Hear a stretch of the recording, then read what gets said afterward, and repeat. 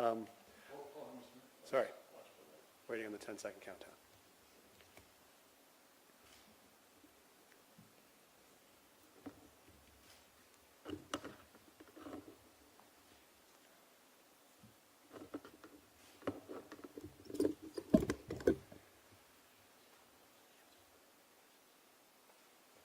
Waiting for the green light.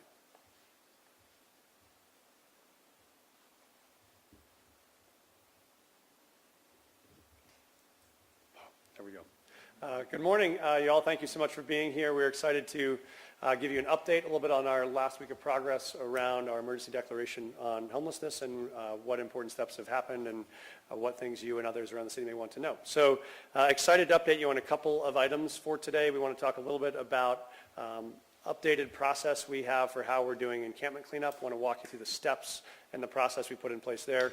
Want to talk about developments at the EOC, at the Emergency Operations Center, including the stakeholders we've been involving, as well as some developments on units that we're acquiring going forward, and some on budget and how we're planning to pay for this work. And so for starters, we've had some questions about encampment cleanups and how those are working. We did approve the first cleanup of my administration this week. It is in process. We have changed the way that the city goes about how we engage in that, so let me say a little bit about that. First thing is we have started what we will be doing 7-day notice postings in all these locations. We have focused really on places where we have significant public health risks. This was a place where we had a significant rat infestation in the encampments. We were very worried about the health and safety of the folks that were in that encampment as well as the surrounding neighborhood. That was why we green-lighted it for a cleanup. I will say we've changed the process in which how we've engaged in this. Our first step has been we partnered with a nonprofit provider in the community who does a lot of community-based outreach. In this specific instance, that was Headwaters Protectors, which is an organization that's been working in encampments and with unhoused neighbors for a long period of time, very successfully. Many of you may know Ian Tafoya, who's helped lead and found that organization. And so they were our first outreach to the people there, and we had positive, good conversations. We've been really focusing on how we engage them in a conversation about what the long-term housing options are. So we both sent them all a letter, as well have been doing ongoing outreach about the opportunities for housing that will be coming through as part of our effort to get 1,000 people off of the streets and into shelter. We've also deployed our Wellness Winnie, which is a mobile wellness vehicle that we have through the Department of Public Health that helps support both physical health and mental health. That will be making regular visits to the encampment to provide both mental health and physical health support as a part of it. I myself will be personally visiting each encampment that we decide to make a cleanup decision on. I'll be visiting tomorrow to talk to unhoused neighbors and answer questions or make sure they have the connection to services that we know that they may need. And then I will, of course, be making those decisions directly as we look at data around other places where there are risks. There are other places where we've had opportunities or proposals to make encampment clearings that we've decided not to at this moment. This was the one that we made that decision based on what we saw as a really significant public health and safety risk. So that's a little bit of an update for folks that have questions about how the encampment resolution process is working in our administration, what steps we've kept and what steps we have changed. A little bit about the broader stakeholder process. You may have seen that we've launched our community town halls. We've had 2 already that have been very successful, both very well attended, I think 100 to 200 people at each of them. Great conversations from neighbors about what roles they can play and how they can be part of the solution and what open questions they have. We're continuing those tonight and tomorrow night. We'll have those going steadily throughout the course of August. So those have been, I think, very successful early conversations. We've also engaged a broader set of community leaders across multiple industries to help us think through this. We have 7 running working groups right now that are in place, and I'll walk you through what those are and what those do. More than 200 really Denver residents and leaders who are involved on a regular weekly basis with our team. The first of these includes a coalition of unhoused neighbors we meet with on a regular basis. We both have a council we meet with on a weekly basis, but we also are just in ongoing conversations in any location where we find neighbors that are unhoused to get their ongoing feedback. We have a network of providers who are the people that are doing this critical work of providing services to people that are unhoused at all stages of the continuum. And so they are regularly advising us on what needs there are, what the path is to add capacity in these locations, and what they'll need to be successful to scale up the housing efforts we've laid out. We also have a set of faith leaders from all backgrounds who are coming together to help mobilize faith communities around the city, their congregations, sometimes their physical sites for locations for housing, as well as their communities to be engaged as volunteers and as supporters. We have been working directly with our neighborhood organizations, both to get their feedback and input, to have them help pull together these neighborhood conversations, and to give us ongoing advice and guidance on what they're seeing or hearing in terms of their goals for the outcomes. We have a group of broader business leaders who are helping think about how this can support and impact the economic climate and what they can do to be helpful partners long term. We have a separate set of construction and labor professionals who would be the people to help us think about what the pipeline is to build the capacity we need, either to build new units if they're tiny homes or pallet shelters, to retrofit if there are things like hotel conversions that need construction capacity, and partners from labor to think about how we provide the human power we'll need to be able to get that done. And in addition to that, we have a group of folks in the real estate industry that are helping us identify sites or opportunities for land that we can use for part of our housing goals. Actually, even just at last night's town hall, I had a landowner come up and offer 4 different sites that he wants us to be able to use to put micro-communities on with tiny homes. And so we are really seeing broad outreach from both the nonprofit and the private sector who want to be part of the solution. So that's all very promising for us. Other updates on funding, you may have seen we were excited, thanks to Laura's leadership at Host, to announce the acquisition of our first hotel property last week. That'll be about 200 units. We are excited about that as a location for people to come out of homelessness and into housing and shelter. We also submitted a grant application to the state this week to apply for dollars to use for a navigation campus. There would be another location where we could get people access to immediate housing and prepare them for long-term permanent supportive housing options. So that is also in process. We also formally registered our intent with Proposition 123 dollars to be able to continue to access and use those dollars, and we are meeting with our financial team here as well as Laura's team and other departments on other city dollars we can put to use to be able to hit these targets that we've laid out that we're quite excited about. That is a little bit about the progress so far to date, both in terms of what's happening around financing, what's happening around units. Matt is leading our effort at the EOC. We have more than 50 city employees who are down in our EOC each day working on laying out timelines, projects, deliverables on this. Really quite inspiring to see them hard at work from all departments, all backgrounds, committed to this singular deliverable, and so we're excited about the progress that we are making there. So those are all of the updates I have at this moment. Excited to jump in and answer any questions you may have, thoughts or questions, concerns. Yes? Yeah, Mayor Johnston, although the approach to sweeping camps is slightly different, won't the outcome still be the same at least right now, with people just moving to camp on another block? Because these are the same housing options that they've already said no to or been unable to get into. Yeah, this is the reason why I think that the current practice around the camping ban and the enforcement of that has not been successful, is it's very hard when you are moving people and you don't have access to housing for them to have someplace to go. That's why our entire focus has been on actually the long-term path to get people to housing, and that's why this focus is around developing the units that we can use to actually go to those people with a very different offer, which is, here are the units we can place you in, and here are the options. We know as we're building that capacity, we have folks that are still living in conditions that can be unsafe. And so that's why our threshold has really changed to, if it is a public health or safety risk, then we want to make sure those people are kept protected from those public health and safety risks. But our real focus is on a long-term path to housing. And I would say there's even downsides of moving encampments when you have people that we are having conversations with about access to housing, identifying places they might want to go, what their preferences are. The more we displace them, the more we have to then find them again and restart the conversation about what the housing options are. So that kind of disruption is not always productive in a time that we're focusing on housing. But where there are instances of public health or safety risks, we think we owe it to those residents that are living in those encampments in the neighborhoods to make sure they're not more at risk. So right now it's going to be very similar to the last one.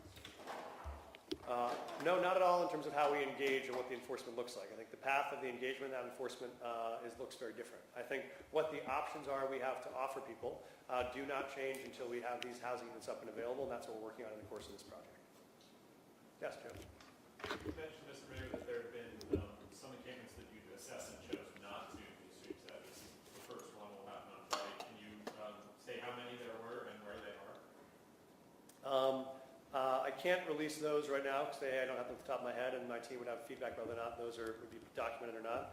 I think what I've done each time is try to take a look at the totality of the circumstances, which is how significant are the public health risks, how significant are the public safety risks, how significant are the impact on either public rights of way or on private property, and what is the impact on the displacement of those individuals in terms of their physical and mental health and our ability to get them access to services. And each one has a different balance. I'd say we have instances where we've had criminal activity that has taken place in encampments, but we determined that that criminal activity was not from the residents of that encampment. They were from other people that were trying to prey on those people that were in those encampments, and so we think that was not a reason to move an encampment. That's a reason to focus on the people that are perpetrators of those crimes and try to bring them to justice. And so I think we're trying to look at the balance of the circumstances and make sure the benefit of public health and safety outweighs the impact of dislocation on people who are at risk. Yes, sir. Thanks, Mr. Mayor. I've heard concerns from the business community that without sweeps, these encampments tend to grow, bringing in more people, trash, and other things. Is this a valid concern, and if so, what can the city do to manage it? And we're watching carefully the number of the encampments and the size of the encampments to keep an eye out on that. We are working on things like the cleanliness of those encampments. That was why we started a pilot on trash collection this week, to prove that sometimes we know there's trash on these sites that are often not generated by the residents. We have well-intended neighbors or nonprofits or others that will come and drop massive amounts of food on these encampments. And I've been in encampments where the food that was dropped was 1,000 packages of microwavable egg bites.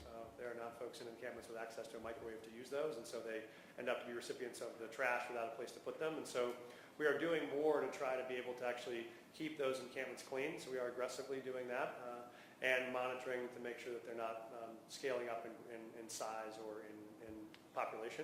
But we have not seen that yet as a driving problem. But we're monitoring it closely. Yes, ma'am. I apologize, Mayor, for clarity. Did you say you've already done one cleanup or that there's a cleanup plan? It's planned. It's scheduled for this week. It will take place on Friday, and I will visit personally tomorrow. And are there any housing units already identified for those individuals, or will they simply be asked to leave that location and find another spot? Yeah, thank you. And this is the challenge of our current scenario. This is which is we don't yet have the units up and ready for people to move to. And so we are in the unfortunate situation of having to move them off the location where they are, knowing they're going to have to go someplace else. And again, this is why the framework we've built is that as a solution doesn't work, because it just means you're chasing people off one block and they end up on another block. And so that's why our real intentional focus has been access to housing and to shelter that is dignified and stable and secure and get people into the services they need to get back up on their feet. That is what this entire effort is focused on, is those units with those services. Yes. One of the requests from unhoused people that I've heard multiple times is that you attend the cleanup. Is that something you're planning on doing on Friday morning when it happens, to see how it works, see what the effects are? Yeah. I think this week my schedule is I'm there on Thursday, so I will definitely visit. Anytime we do a cleanup, I will visit that site over the course of the process, whether it's early on at the cleanup date or somewhere in between. So I think this week I'm there the day before, but I know we have council members, others will want to be there at different times of the week. Some may be there for the enforcement. And so we are going to make sure we have eyes on all steps of the process to get feedback and make sure we think it works in correspondence with our values, which are treating every Denver resident with dignity and respect. And that's what we'll aspire to do. I will be there this time the day before. Which agencies will be conducting this one? So we have this similar partnership. Well, obviously, we're host. Our team has been doing outreach in advance. We have Dottie that will be helping on the cleanup component. And we'll have the police department that will be present in the last stages, but so those teams will all be involved in different stages of the work, as will DDPHE in terms of evaluation and analysis and public health support. Yes? Does this give you a sense of timeline looking forward? Do you have a sense of when you'll make another sweep and when you might make a sweep not for public health reasons, but decommissioning, as you said before? This has not changed any of our timelines going forward. I think our current stance is we'll take each instance case by case and do an analysis of what other scenarios we may be able to help resolve the situation short of clearances, but we don't have any future ones planned or that I've approved as of yet. Yes? Just to clarify, as of today, you have 0 units available when you're going to do this cleanup on Friday. You have, at this point, 0 units for people that are going to be displaced. So there are units in the pipeline that our housing team has continued to work and support. We will not have direct units to place these people into, because that is the reason we've launched the project we're launching, is the solution to this challenge is having units to move people into. So when we do close encampments, we can move those people to units. We do not have those available right now. We're still making the choice to clean this encampment because of the significant public health and safety risks. So what would your messaging be when you're out there tomorrow to tell people, like, you can't say, oh, well, we'll have housing at a specific day? Well, what's the message then? Yeah, there are still a whole set of options that we can offer people. There are obviously the existing set of options. There are shelter options. There are congregate care options. There are other places they can get access to services, including Solution Center or Aid Center or mental health support or addiction treatment. So we'll give them the whole range of currently existing offers. We will also talk to them directly about this project and the plan we are doing to bring on housing units over the next several months, and that we believe there's going to be a path for them to get access to housing over the course of these next several months. And then we'll keep them regularly updated if they want more information. So I think what's added is to say, we know this is the problem, we know why it's the problem, and we have a plan to solve this problem. We're just in the midst of developing it right now, and so we will come to you with those options when they're ready. We have time for one more question. Let's see, anybody that hasn't gotten in yet. Okay, we're back to round 2. Go ahead. Is there a specific plan for outreach for migrants who have climbed out of the shelter? What is the city doing to specifically help them who are living on the streets and might have different needs than the other unhoused population? So we are still in regular communication and access. Obviously, we still have shelter options that we're providing for migrants, and they are connected to nonprofit partner organizations that are helping getting them rehoused and access to services and access to opportunities. And so that still does exist. This housing focus does not directly focus on migrants as the target population. We know they do have a set of needs. They are different, I think, in degree and kind than the needs that we have for folks that are chronically unsheltered. And so we are continuing to do outreach to them and offer services. They are a different set of services than these. I would just say that what we continue to believe is the most significant challenge here is the inability for those migrants to get access to work. Whenever I talk to migrants that have arrived, their first question is, I don't want help, I just want a job. And so we are continuing to work with the state and federal government around options on temporary protective status or work visas that people could get. So while they are waiting asylum cases, they can be able to work in the meantime. Many asylum cases can take up to 2 years.